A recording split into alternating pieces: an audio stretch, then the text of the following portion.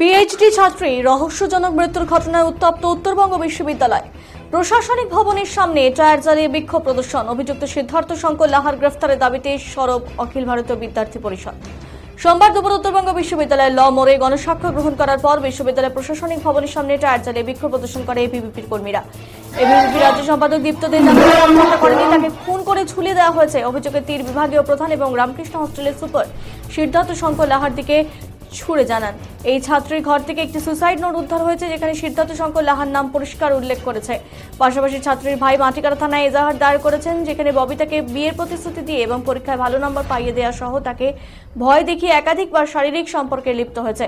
এই ঘটনার প্রকাশ্যে আনার চেষ্টা করলে তাকে হুমকি দেওয়া হয়েছে বলে জানিয়েছেন তিনি। তবে তিনি দাবি করেন এই ছাত্রী আত্মহত্যা করেনি, তাকে খুন করে ঝুলিয়ে দেওয়া হয়েছে। তিনি জানান, ঘটনার দিন 1টা নাগাদ তার ঘর থেকে সিদ্ধার্থ শঙ্কর লাহাকে বেরিয়ে যেতে দেখা যায়। একটি বাড়ির সিসিটিভি ফুটেছে। তার 1 ঘন্টা পরই ঝুলন্ত অবস্থা উদ্ধার হয় ছাত্রের মৃতদেহ। মাটিকাড়া থানায় এজাহার দায়ের হওয়ার পর 2 ঘন্টা পর থেকেই শিলিগুড়ি থেকে পালিয়ে যান সিদ্ধার্থ শঙ্কর লাহা এবং তারপর থেকেই তিনি পলাতক রয়েছেন বলে দাবি।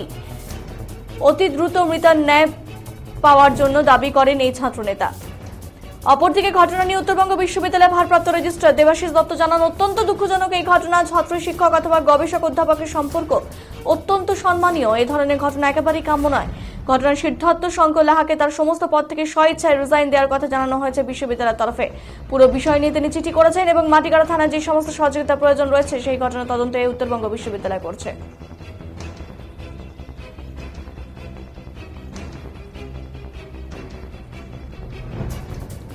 গত 16 তারিখ এই উত্তরবঙ্গ বিশ্ববিদ্যালয়ের রুরাল ডেভেলপমেন্ট ডিপার্টমেন্টের যে স্কলার,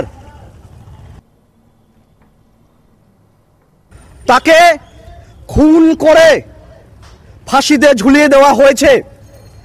আর এর পেছনে সিদ্ধার্থ শঙ্কর লাহা এই ডিপার্টমেন্টের যিনি এইচওডি রয়েছেন এবং তার আরেকটা পরিচয় রয়েছে, তিনি বর্তমান শাসক দল তৃণমূলের তিনি এক বড় নেতা। তিনি এই যে তার সঙ্গে তাকে লাগাতার তাকে হুমকি দিয়ে তাকে ব্ল্যাকমেল করে তার সঙ্গে শারীরিক সম্পর্ক করেছেন এবং তাকে বিয়ে করার প্রতিশ্রুতি দিয়েছেন এবং সর্বশেষে তিনি যখন অস্বীকার করেছেন যে বিয়ে করবেন না, আর তিনি যখন এই সমস্ত ঘটনা মিডিয়ার সামনে এবং প্রকাশ্যে আনবার হুমকি দেয়, প্রকাশ্যে আনবার কথা বলে, তখন তাকে খুন করে ফাঁসিতে ঝুলিয়ে দেওয়া হয় এবং শুধু খুন করে নয়, তাকে লাগাতার দিনের পর দিন ধর্ষণ করা হয়েছে। এবং সেটাও কিন্তু নয়, এরকম প্রচুর স্কলার, প্রচুর ছাত্রীর সঙ্গে তার শারীরিক সম্পর্ক রয়েছে এবং আমাদের কাছে প্রমাণ রয়েছে। আমি আপনাদেরকে প্রমাণ দেখাতে পারি। যেদিন ফাঁসিতে ঝুলিয়ে দেওয়া হয় তাকে, সেদিন তার ঘর থেকে একটি সুইসাইড নোট উদ্ধার হয়েছে।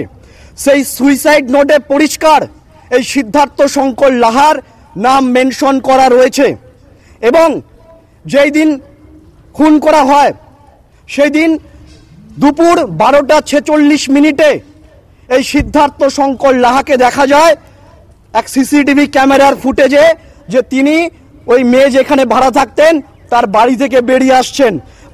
একটা পয়েন্ট আপনারা নোট করুন, 12টা 46-এ তিনি ওই বাড়ি থেকে বেরিয়ে আসে এবং দুপুর 2:30 মিনিটের মধ্যে ওই মেয়ের কিন্তু বডি ঝুলন্ত অবস্থায় পাওয়া যায়। পুলিশের কাছে এই প্রমাণ রয়েছে এবং আজকে প্রায় 4 দিন অতিক্রান্ত হতে চলল, এখন পর্যন্ত কিন্তু পুলিশ তাকে গ্রেপ্তার করেনি। ওঠা বসা রয়েছে এবং আমাদের কাছে এটাও খবর রয়েছে, আজকে রাজ্য স্তরের নেতা, আজকে এই শিলিগুড়ির এইখানকার আইসিএসপি ডিএসপি যারা রয়েছেন তাদের সঙ্গে লাগাতার।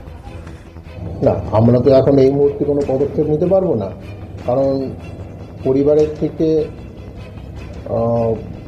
মেয়েটির পরিবারের তরফ থেকে মেয়েটির যে ভাই, সে মাটিগাড়া থানায় এফআইআর লজ করেছে সিদ্ধার্থ শঙ্কর লাহার এগেনস্টে, যে নাকি ওর পিএইচডি গাইড ছিল, রিসার্চ গাইড ছিল। এখন যেহেতু এটা পুলিশের তত্ত্বাবধানে আছে, পুলিশ ইনভেস্টিগেশন করছে, তো এই মুহূর্তে আমরা কিছু করছি না। তবে ওনাকে আমরা বলেছি, যেহেতু একটা অভিযোগপত্র জমা পড়েছে এবং মাটিগাড়া থানার থেকেও আমাদেরকে লিখিতভাবে জানিয়েছে যেরকম মেয়েটির ভাই একটা এফআইআর লজ করেছে। তো আমরা ওনাকে প্রাথমিকভাবে বলেছি যে ডিপার্টমেন্টের যে হেডশিপ এবং উনি আরেকটা দায়িত্বে আছেন, সেটা হচ্ছে রামকৃষ্ণ হল অফ রেসিডেন্স, সেখানকার উনি সুপারিনটেন্ডেন্ট, এই দুটো পোস্টের থেকে আমি ওনাকে বলেছি ব্যক্তিগতভাবে।